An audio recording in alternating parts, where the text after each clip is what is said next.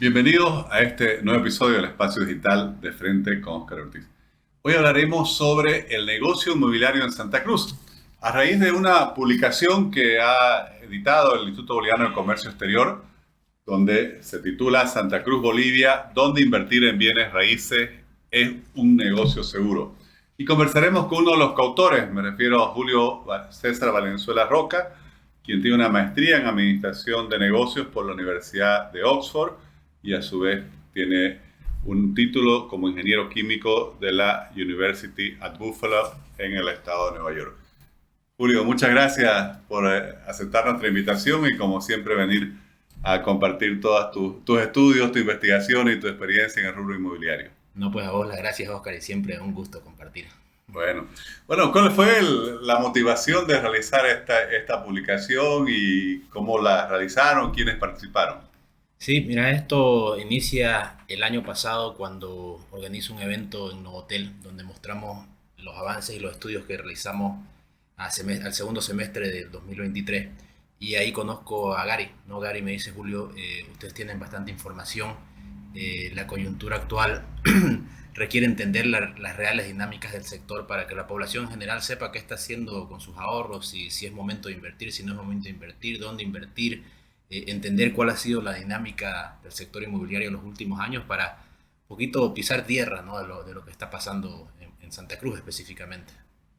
Bueno, has escrito vos, pero también muchas otras personas, ¿no? Realmente estuve viendo la publicación y hay muchas personas, algunas, incluso la historiadora Paula Peña, que cuentan cómo ha ido evolucionando el desarrollo de esta metrópoli, y muchas otras que están en el negocio propiamente inmobiliario y que van contribuyendo con distintas miradas y distintas perspectivas a que quienes quizás no somos los expertos tratemos de entender cuáles son los principales puntos que destacaría de la publicación.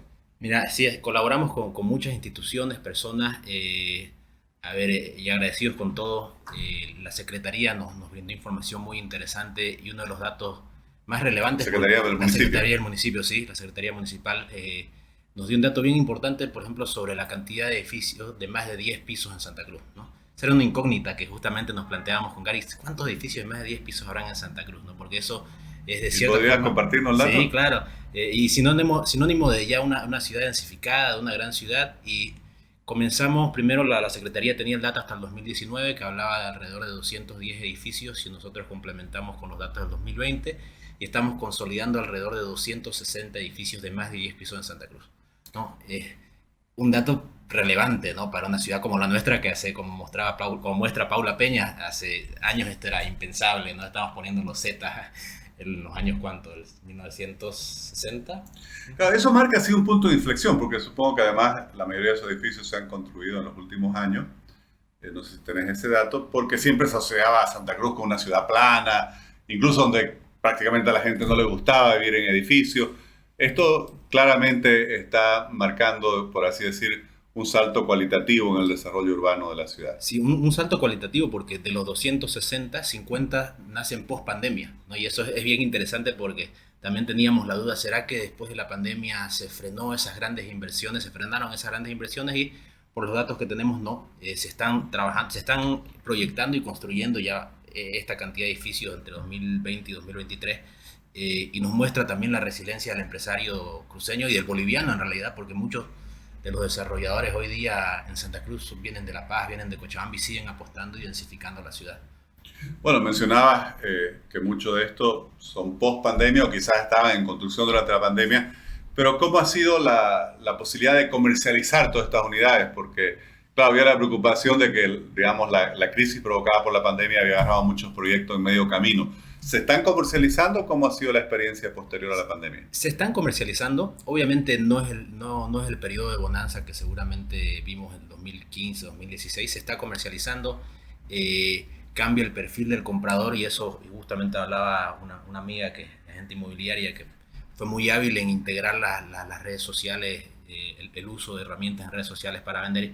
Me decía, claro, yo hoy día para vender necesito comunicarme ya no con Santa Cruz, necesito comunicar con Bolivia, ¿no? Y la forma de vender estas unidades a personas que están acostumbradas a invertir en inmuebles, en departamentos en altura, es a través de las redes sociales, ¿no? Y un dato que igual sale en el proceso de investigación es que hoy día Santa Cruz, entre el 60 y el 70% de las ventas son a bolivianos que no viven en Santa Cruz. ¿Ya? Es decir, tenemos gente de La Paz, de Cochabamba, que está poniendo, que a pesar que no vive en Santa Cruz todavía, está poniendo sus ahorros en departamentos, ¿no? Y eso está consumiendo, obviamente está consumiendo el producto más atractivo de la ciudad en ciertas zonas, en productos diferenciados que han puesto mucha atención en su diseño y en la calidad de sus productos, pero se está consumiendo, ¿no? A pesar que, a ver, y a pesar que nosotros medimos y tratamos de entender si hay sobreoferta o no, ¿no? Sí, evidentemente todavía hay zonas con sobreoferta, pero es importante relativizar que es una sobreoferta. Hoy día podemos hablar de alrededor de entre 5.000 y 7.000 inmuebles a la venta en Santa Cruz, pero justo hoy día salió un artículo que leí, decía, nacen alrededor de 69.000 niños al año en Santa Cruz, ¿no? Estamos 70.000 personas que nacen al año en Santa Cruz. Le sumamos migración, dividimos entre el promedio familia, estábamos hablando de más o menos 20.000 familias nuevas en Santa Cruz al año. Entonces hablar de 5.000 a 7.000 inmuebles a la venta es un tema debido también a la coyuntura económica nacional, pero no asusta porque somos una ciudad que crece constantemente, poblacionalmente, y eso no va a cambiar, y el censo nos lo va a decir y nos lo va a demostrar también, ¿no? Entonces, estamos en ese proceso, es un periodo donde hay que ser muy creativo para vender, sí, pero se está pudiendo vender dentro de todo. ¿Y cómo han evolucionado los precios posteriormente a la pandemia? Los precios es ahora un signo de pregunta con una nueva dinámica debido a la situación cambiaria, ¿no? Y esto lo conversamos algo, teníamos el signo de pregunta, a ver qué irá a pasar con el precio del valor del inmueble, va a bajar, qué va a pasar con el tipo de cambio a la hora de negociar con el inmueble, y ya en su momento habían negociaciones alrededor del tipo de cambio. La dinámica se sigue dando. En las observaciones que hemos hecho de ciertas zonas vemos que más bien hay una estabilización de precios en dólares, ¿ya? En ciertas zonas como Equipetrol hasta hay ciertos incrementos de precios en dólares. Lo que está pasando es un despegue en el tipo de cambio, ¿no? Si ya las negociaciones de inmuebles atractivos, el dueño del inmueble ya no te acepta que le pagues 7 bolivianos por dólar, sino te pide un valor mayor y se entre en una negociación, ¿no? Y esa es una dinámica que, para terminar de entenderla, ¿no? Justo hace unas 2 o 3 semanas hicimos una conferencia con el equipo de Conversa, con Samuel y su equipo, para ver qué pasó en Argentina, ¿no?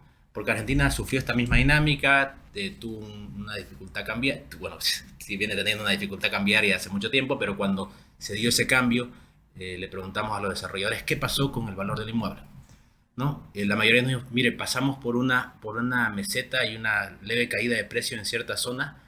La gran diferenciación fue que el peso estuvo estancado, el valor del peso dólar en el inmueble un tiempo, pero de ahí se despegó y se acomodó al dólar paralelo. ¿Por qué? Porque se termina de consumir lo atractivo y el resto comienza a necesitarse consumir. Tengo ahorros en pesos que pierden valor todo el tiempo, por ende los decido poner en bienes raíces, ¿no? Pues no hay tampoco tantas alternativas de inversión para el que tiene 30.000, 50.000 dólares o en realidad 350.000 bolivianos, ¿no? Entonces, esta dinámica creemos se va a dar muy similar. Hoy día todavía se pueden conseguir oportunidades a tipo de cambio bajo en compra de inmuebles, y eso va a hacer que el precio, por lo menos en boliviano, va a subir seguro. ¿No? Si hoy día pagaste 350.000 bolivianos por un departamento, es muy probable que de aquí a 6 meses, un año, va a estar más caro en bolivianos. Ahora, ¿a cuánto va a estar el dólar en ese momento? Esa es una pregunta que no sabemos. Nadie sabe, nadie debería animarse a predecir, ¿no? Pero sí, esa es una realidad que vamos a ver suceder acá. ¿Y cómo se está resolviendo? Mencionabas los problemas que hay a la hora de discutir los precios, el tema del financiamiento, porque también este desarrollo durante muchos años se vio impulsado porque había acceso a ese financiamiento. La realidad hoy día, Oscar, es que entre el 70 y 80% de las ventas de Century se dan mal contado. Ya no hay casos de financiamientos bancarios, son escasos. La banca está muy cauta, he hablado con un par de bancos, me dice Julio, sí seguimos dando créditos hipotecarios, vivienda social, somos muy cautos, nuestros requerimientos son bastante más complejos que antes. Sí hay acceso al crédito, tampoco es que hay tantos sujetos de crédito dispuestos a tomar uno de esos, un crédito hipotecario, por ende la dinámica va más a la compra al contado.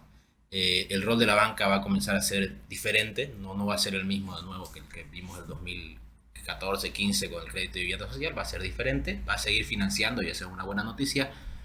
Veremos qué pasa con las tasas, porque las tasas igual van a responder a una potencial inflación que ya vemos y sentimos, entonces eh, eso va a seguir cambiando esa dinámica de la compra al contado. Hoy día el desarrollador te financia, ¿no? Te está ofreciendo financiarte la compra del departamento en el plazo de la construcción, entonces tenés 2 a 3 años para ir pagando el departamento y se está acomodando esta nueva dinámica. ¿Okay? Yo creo que es lo mismo sucedió en Argentina durante este periodo inflacionario y el periodo de dificultad cambiaria. Y si dividieras entre lo que es el mercado de vivienda y el mercado, por así decir, más de uso comercial o corporativo, ¿cómo ves las tendencias y los movimientos del mercado? Eh, a ver, en el residencial yo veo que siempre va a haber una solidez por nuestro crecimiento poblacional. Siempre la familia va a necesitar vivienda y eso se va a ver reflejado en una demanda que va a venir potenciada por alquileres, porque no hay el acceso al crédito, como decíamos ahora. En la parte comercial van a nacer soluciones bien diversas y bien específicas para las necesidades del mercado. En el mercado de oficinas vemos proyectos con oficinas más chicas, con espacios más flexibles. No hay tanto desarrollo en ese sector eh, por la misma situación económica del país. Eh, Probablemente hayan oportunidades, ¿no? Pero es un mercado creo que aún todavía en oficinas dañado por pandemia, en comercio hay oferta, las dinámicas del mercado todavía no te exigen más nuevos espacios, ya han salido proyectos que han sido exitosos como el de la Avenida Brasil, pero más allá de eso creo que todavía estamos en un proceso de entender hacia dónde vamos. Y en el tema residencial, ¿en qué segmento es donde está habiendo mayor posibilidad de colocación de las unidades que se construyen? Hay un desplazamiento de la clase media alta hacia abajo, ¿no? Tenemos familias que probablemente durante el periodo de bonanza podían acceder a cierto tipo de viviendas y hoy día tienen que reacomodar su presupuesto a una vivienda un poco más acotada, más chica, más económica, ¿no? Entonces ese desplazamiento va a generar una demanda. ¿Y en qué rango de precios? Eh, yo creo que va a haber para vivienda de clase media alta va a haber un espacio entre viviendas entre 80 y 140 mil dólares, ¿no? Y para la clase media típica viviendas entre 50 y 80 mil dólares.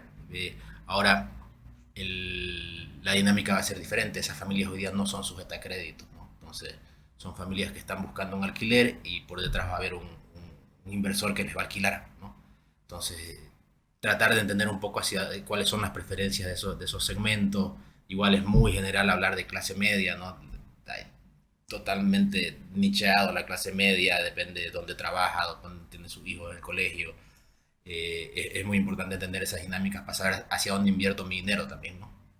Y cuando justamente hablas de la situación actual, ustedes muestran en el estudio que hay una zonificación, por así decir, de este desarrollo inmobiliario. ¿Qué nos podés comentar de ello?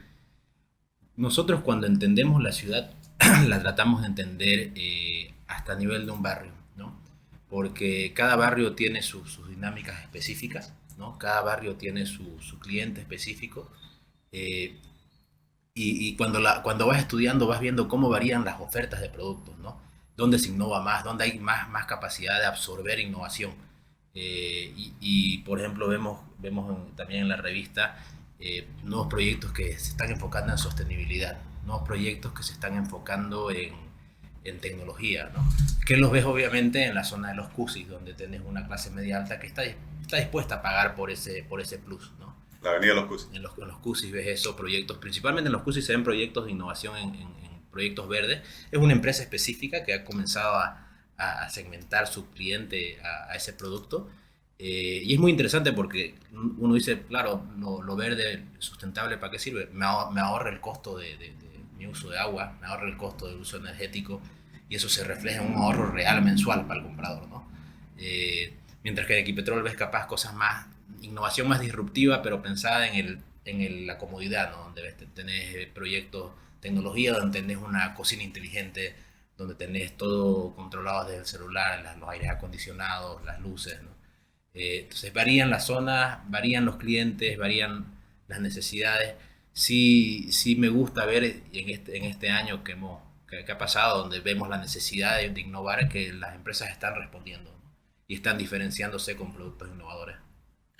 Y si tuvieras que destacar, no sé, los 3 o 5 puntos principales de la publicación para transmitir a quienes nos están escuchando, en algo que en el título de tu artículo ya definís como un sector que está en recuperación.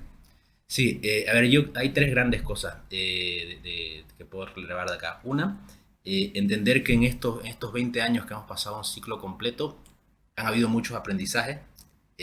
Estamos pasando y cruzando esta última fase de una recesión que implica mucha austeridad, mucho sacrificio, mucha creatividad. Y en este proceso nos ha acompañado un montón de innovación, ¿no? Que la hemos reflejado en diferentes profesionales que nos muestran todo lo que han tenido que hacer para sobrellevar, el primero para sacar ventaja de la bonanza, pero también para sobrellevar el periodo difícil del sector.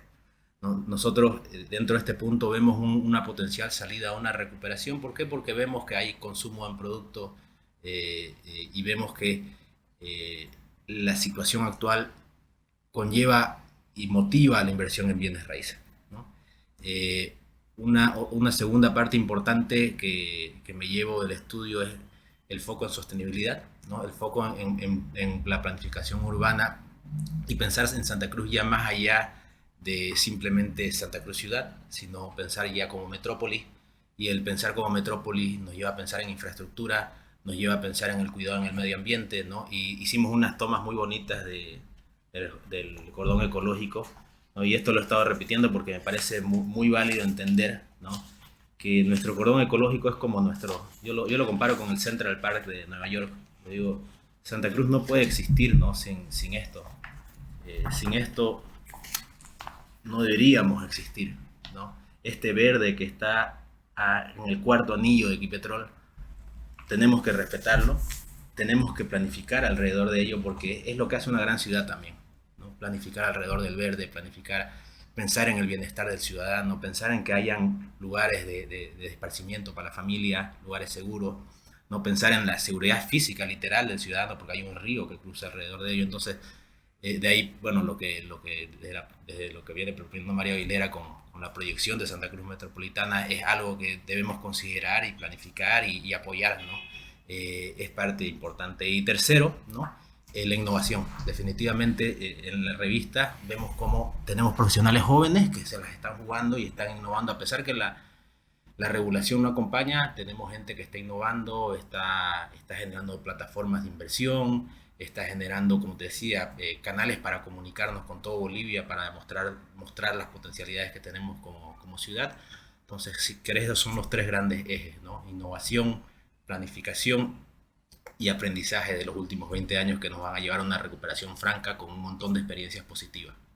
Y para terminar, Julio, si alguien te viniera a pedir consejo, a que lo asesores para invertir en el sector inmobiliario en función de un momento donde por la escasez de divisas pareciera que las oportunidades en otros sectores disminuyen, ¿cómo lo orientaría? Yo creo que para uno entenderse y definir su inversión inmobiliaria tiene que entender su perfil de riesgo, ¿no? ¿Cuánto riesgo quiero tomar? Hoy día hay oportunidades con valores de descuento importantes, y con que te aceptan bolivianos a tipo de cambio oficial, ¿no? Y, a ver, entender esto y animarse a hacer una inversión de este tipo conlleva sus riesgos y lleva un proceso de toma de decisión probablemente complejo, ¿no? Porque hoy mucho se especula de una potencial burbuja y he tenido discusiones porque, claro, especular hacia adelante es bien complejo. Lo que sí sabemos es lo que ya ha pasado, lo, lo que, lo que valía un inmueble hace 5 años y lo que vale hoy, y la oportunidad que tengo hoy día, qué oportunidades tengo hoy día de hacer con mis bolivianos, ¿no? Si tengo 1 millón de bolivianos, ¿qué puedo hacer? ¿Qué rentabilidad le puedo sacar? Entonces tienen que comenzar a pensar su inversión inmobiliaria como cualquier otra inversión. Me da rentabilidad, estoy obteniendo un descuento al momento de hacer la inversión. Es un inmueble estratégico para mí, si soy una empresa, para mi rueda de negocio. Si soy una persona natural, ¿para qué lo planifico usar en el futuro, ¿no? Entonces, es importante rodearse de personas que te puedan guiar, que tengan información para ayudarte a tomar la decisión y bueno, entender que particularmente yo creo que es el mejor momento para invertir. ¿Por qué? Por una situación ya de arbitraje cambiario. Hoy día puedes comprar a 7 un inmueble, 7 bolivianos dólares, y eso seguro se va a valorar porque ya tenemos un activo paralelo que es el dólar que vale más. Entonces eso para mí es innegable y es una situación que si no la ves, bueno, está ahí. Bueno, Julio, muchísimas gracias.